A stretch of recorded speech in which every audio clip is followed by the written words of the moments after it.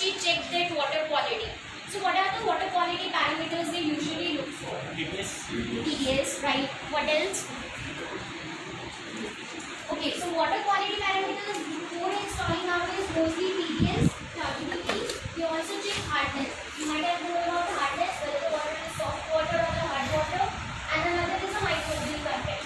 So now Prachman will show you a demonstration like how we can check TDS of the water, how we can check the turbidity, and then Pooja will discuss about the brief you about the microbial content, like whether the water which is in the inlet or the purified form, it is having bacterial content or not. In general, what happens is if we are taking inlet water which is having a certain TDS and a hardness value, while after passing through the RO system, the purified form is having the lower value of TDS and hardness, and the rejected one is having a higher value of TDS and hardness. But here the point that we need to focus on is that if the inlet water is having these values of parameters in the permissible value, then why there is a need to further lower these values, right? Everyone got my point? Anyone having doubt? No? So okay, so let's take some of the water samples and see that whether which we are trying to say is actually true or not. I think now over to Prachna. Thank you, Neha. So the first of all, I'll show you what a turbidity meter is. This is a setup to check the turbidity of water. Although turbidity is something that is clearly visible with our naked eyes. So if we see these two different water samples, you can see this one is a tap water and this one is the turbid water. You can see the difference. There is a clear transparency in this water, and you can clearly see that there is a lot of haziness in this water. We can say that this is the turbidity in the water. Okay, so the difference can be visibly seen, but still we don't know what is actually the value of this turbidity. So for this we use a turbidity meter. So here this is a turbidity meter. There is a section in which we place the sample here, okay, and then we have a switch here where this there is a shutter in this cabin, and the light is passed through the sample. When we switch on the shutter get opens and the light is passed through the sample, and we get the turbidity value here on the screen. So to check the turbidity of the sample, first this is the standard for it. Like when we want to know that is it working good or not, is it calibrated or not, then we use the standards. So here you can see this water is also turbid and it is of 100 NTU. NTU is the unit of turbidity. Like you know that length is measured in meters, then the same way the turbidity is measured in NTU. So this is a sample of 100 NTU. Then we put it is here, and then we calibrate it to the 100 NTU, okay, and then we will check the other samples, so that we can know that our instrument is calibrated and functioning properly. all of you know about calibration. What does calibration mean? You know what calibration means? Calibration of an instrument. You all are in 12th standard. You might have been using a number of instruments in. You all are from which stream? If I ask medical, non-medical. Ammeter बेटा, ammeter voltmeter पढ़ाया ना आपको, scale पढ़ाया ना उसमें. Calibration करना पड़ता है ना, तो क्या होती है कैलिब्रेशन? वो ये पूछा वो भी बताए.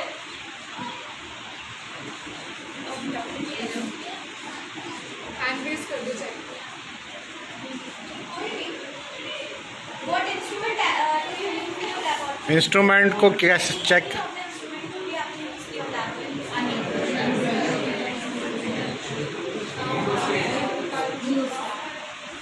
तो आप उसको calibrate तो करते होंगे ना?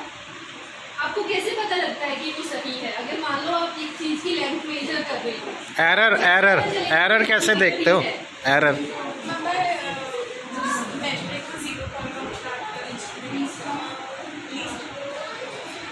by cutting off the zero error. That is it. So basically, आपको calibration is just to check whether there is an error in that instrument or not. Okay.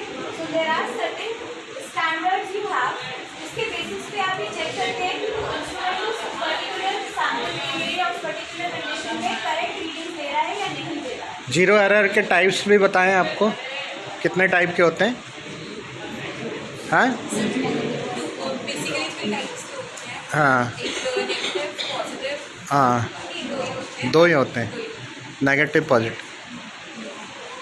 So just for that हम पहले हर एक instrument को calculate करेंगे just to be sure that जो भी readings हमें इस इंस्ट्रूमेंट से मिलेंगी that will be correct.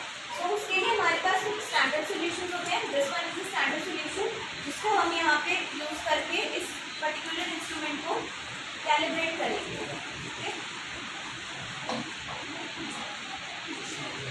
तो अभी मैंने इसका शटर जो है वो ऑन किया है एंड सो ये 100 NTU का सैंपल है, लेकिन अभी जैसे इसमें क्या है 82 NTU दिखा रहा है.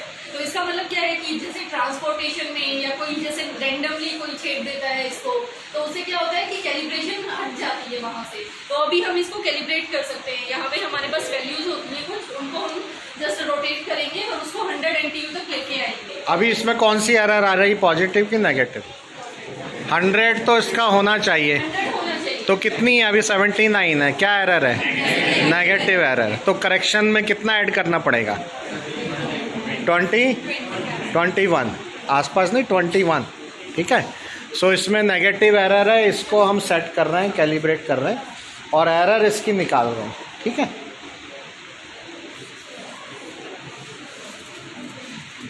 So basically what this instrument does is, if we are having a clear solution, so क्या होगा, we are passing light through that solution ना. मैम ने जैसे बताया एक कंटेनर में हमने solution डाल दिया और उसके अंदर जो सेटअप है उसने लाइट पास कर दिया through that container. If it is a clear solution, there will be no scattering of light, but if there will be some colloidal solution या उसमें कुछ suspended particles होंगे, so that will result in the scattering of light because of that particles. There will not be a smooth, we can say, transmission of light to that container. और वही जो value of scattering है that is detected in that instrument. Through that we can see that whether some particles are present even in the minute quantities in that solution or not, and that we define as the turbidity. Right? So standard turbidity की जो value होनी चाहिए, मतलब आपका आप ऐसे पानी को तो नहीं पियोगे ना कभी भी. ठीक है. तो स्टैंडर्ड एक वैल्यू होनी चाहिए. हो सकता है इसमें भी थोड़ा बहुत पार्टिकल हो, है ना. तो जो हम स्टैंडर्ड वैल्यू निकाली है WHO के अकॉर्डिंग, वो आपकी टर्बिडिटी की वैल्यू क्या होनी चाहिए? 1 होनी चाहिए. और अगर परमिसेबल लिमिट भी हम देखें कि अच्छा इतने तक पिया जा सकता है, तो वो कितनी है? 5 है. तो अगर आपका जो, जैसे मैंने स्कूल से कुछ सैंपल्स मंगवाए हैं अभी बच्चे से, तो ये RO का, आपके स्कूल का RO वाटर है जो कूलर का वाटर है ना. और ये आपका टैप वाटर है. तो इसमें भी हम डिफरेंस देख सकते हैं. जब हम इसमें मेजर करेंगे तो हमें पता लग जाएगा कि ये 1 से ज़्यादा तो नहीं है. अगर 1 से ज़्यादा होगा तो वो क्या है? पानी पीने लायक नहीं होगा. ठीक है. तो ये हम देख सकते हैं. अच्छा, कितने लोगों को लगता है कि चंडीगढ़ में RO की ज़रूरत है? मतलब म्यूनसिपल कॉर्पोरेशन बहुत काम करता है चंडीगढ़ का, राइट. तो कितने लोगों को लगता है कि नॉर्मल टैप वाटर पिया जा सकता है? Just raise your hand. Okay. और कितने लोगों को लगता है कि जो RO है वो जस्ट एक क्लीशे हो गया है आजकल की मॉडर्न सोसाइटी है ना. हम सोचते हैं अच्छा इनके घर में RO है तो थोड़ा ज़्यादा मतलब पैसा या इस तरीके की चीज़ों को दिखाने के लिए है, राइट. तो उसी अवेयरनेस के लिए हम यहाँ पे आए हैं ताकि हम ये बता सकें कि RO को, मतलब RO हर एक घर में लगवाना ये कोई नेसेसिटी नहीं है. ठीक है. क्योंकि आजकल क्या है कि हम बस सारी चीज़ को भर रहे हैं अपने घरों में. AC ला के रख दे रहे हैं, चाहे ज़रूरत हो या ना हो. वॉशिंग मशीन ऑलरेडी सबके पास सब कुछ है. तो इसीलिए, और RO क्या है कि सिर्फ आपकी मतलब बाहर एनवायरनमेंट के लिए ही बुरा नहीं है कि रिजेक्ट वाटर निकाल रहा है तो TDS और हार्डनेस ज़्यादा हो जाती है.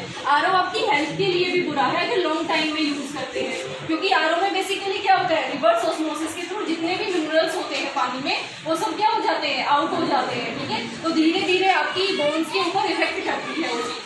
तो ये कुछ न्यूज़ कटिंग्स हैं जिससे ये पता भी लगता है कि हाँ RO वाटर जो है आपका वो हेल्थ के लिए अच्छा नहीं है लॉन्ग टर्म में. अगर आप 1-2 बार पी रहे हो तो कोई प्रॉब्लम नहीं है, लेकिन अगर 5-6 साल तक लगातार पीते हो आप RO का पानी तो उससे आपकी मिनरल्स डेंसिटी जो होती है बोन्स में वो कम होना स्टार्ट हो जाती है. ठीक है. तो अगर मान लो कोई RO यूज़ भी कर रहा है, मतलब आपको सेटिस्फेक्शन नहीं मिलती है, तो कम से कम उसको मटके के पानी में स्टोर, मतलब मिट्टी के बर्तन में आपके प्योर होम में होते हैं, मिट्टी को पकाया जाता है ना अच्छे से, तो वहाँ पे क्या होगा, डर्ट वगैरह नहीं होगी, तो मिनरल्स जो है वो ट्रांसपोर्ट हो जाएंगे उसमें, ठीक है। But with the condition that you have to clean that pot on a regular basis. हाँ, Otherwise, उसमें वो bacteria and fungus will start generating, and then ultimately फिर वो microbial content उसमें create हो जाएगा, right? So you have to maintain the hygienic condition of that pot as well. अब बेटा ये 100 पर आ गया है, इसमें अब कितनी जीरो एरर रह गई है? ज़ीरो एरर इसकी ज़ीरो हो गई। This is calibration we have done in lab also, है ना। जीरो एरर हमारे इंस्ट्रूमेंट में, लीस्ट काउंट सारा ठीक है। ये वही टॉपिक है, calibration is that. So now apparatus is errorless, okay. So first we will test this sample.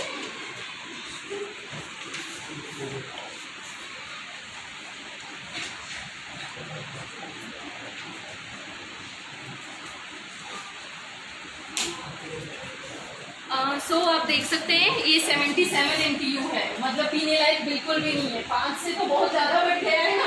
वैसे हम इसको नॉर्मली देख के भी बता सकते हैं कि ये पीने लायक नहीं है, ठीक है। अब हम एक बार, जैसे मेरे इंस्टीट्यूट से है ये पानी RO का, एंड देन टैप का भी है, तो हम वो भी टेस्ट कर लेते हैं। पहले दोनों टैप वाटर टेस्ट करते हैं, स्कूल का भी और इंस्टीट्यूट का भी, ठीक है।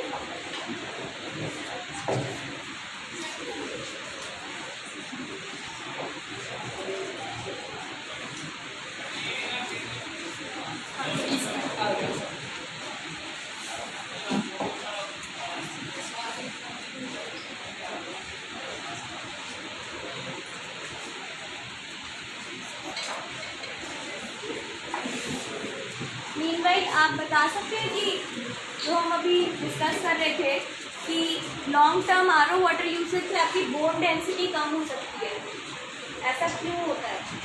ऐसा क्या रीज़न है कि आपका तो लॉन्ग पीरियड ऑफ टाइम तक अगर आप RO वाटर इंटेक करते हैं तो उससे क्यों ऐसा हो रहा है? एक बच्चा बोले, कोई भी। हाँ बोलो बेटा। disintegrates the hyaline layer. Sorry, Disintegrates the hyaline layer. और उनके ऊपर बोन मेम्ब्रेन को डिस्टर्ब करता है। और बेटा और दो बायो के बच्चे। तो देखो ये टैप वाटर जो है इसकी ये क्या है, ये 4 आई है, मतलब ये भी क्या है, परमिसेबल लिमिट में है, ठीक है। यानी कि इसको पिया जा सकता है बट बहुत रेगुलर बेसिस पे नहीं। ये हमारे स्कूल का है मैम? सर ये हमारे इंस्टीट्यूट अच्छा, का है। इंस्टीट्यूट का। कई बार आपका क्या है कि टैप्स के जो पाइप्स है ना उनको भी रेगुलरली क्लीन नहीं किया जाता, तो उसकी वजह से भी उसमें होता है थोड़ा सा। या फिर आपके स्टोरेज टैंक्स में अगर जैसे सैंड है वो डिपॉजिट हो रही है, वो क्लीन नहीं हो रहा है, तब भी आपके जो वाटर है उसमें टर्बिडिटी इंक्रीज हो सकती है। तो जो cleaning of tanks, cleaning of pipes है वो भी रेगुलरली रिक्वायर्ड होता है।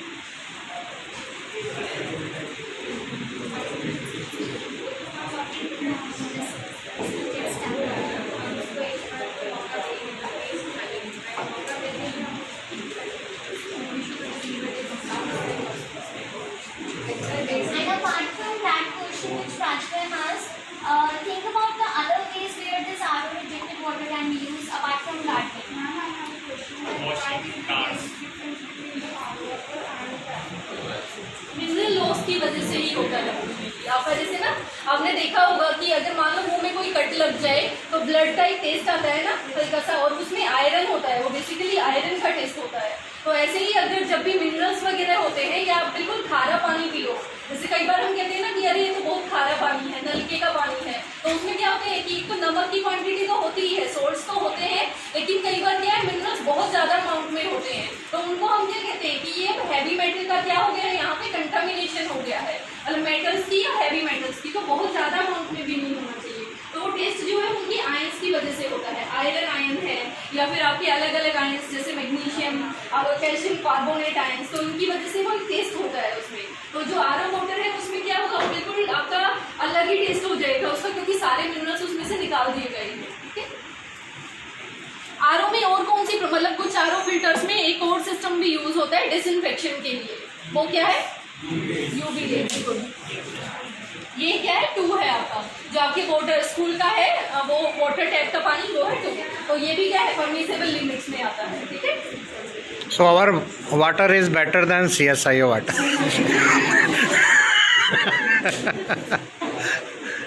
Let us clap for this moment. We are drinking good water. Yes. Parents was planning कि अगर अच्छा नहीं आया तो हम केस कर सकते हैं स्कूल में। अब ठीक आ गया है. Now you can't take legal action. But regular cleaning required है सर. मतलब थोड़ा और केयर करें हम तो जीरो पर आ सकते हैं. जीरो एरर पे. मतलब जीरो एरर पे आ सकते हैं. Zero error. मैंने कहा जीरो एरर पे.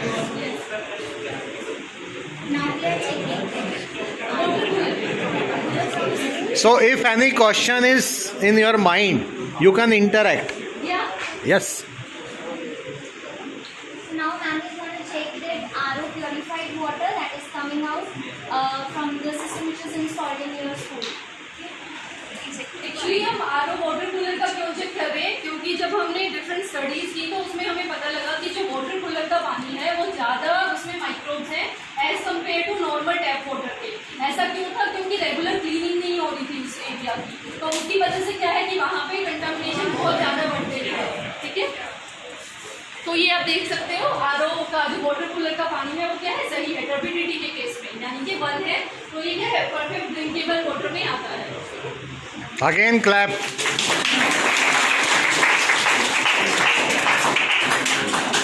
अभी TDS से चेक कर सकते हैं. ठीक है, TDS की फुल फॉर्म क्या होती है? What is TDS? हाँ, We're talking about salts ना. कौन-कौन से salts होते हैं water में? Sodium, carbonates, bicarbonates, calcium, magnesium.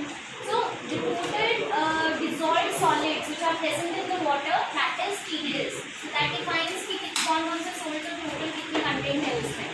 So that also there is a standard value. Like if you look into the third point, that TDS value in mg per liter, if it is having the value of 500, then it is considered as a good quality water. And if it is like up to 2000, it is considered as permissible, but it varies from from good, excellent to moderate and poor quality. So let's take what is the value of TDS in your system and in our system.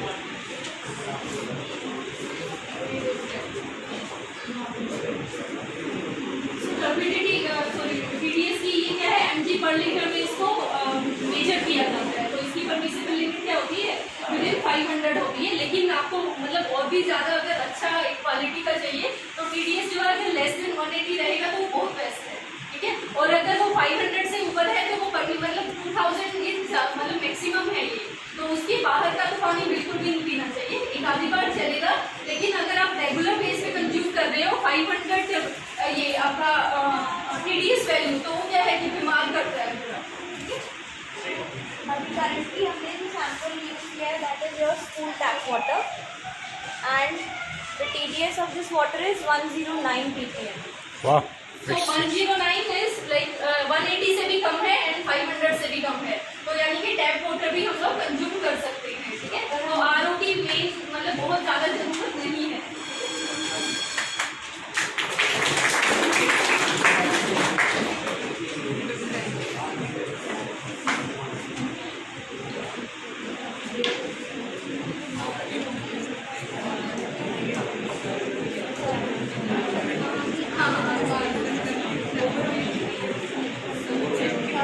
This is your school RO water.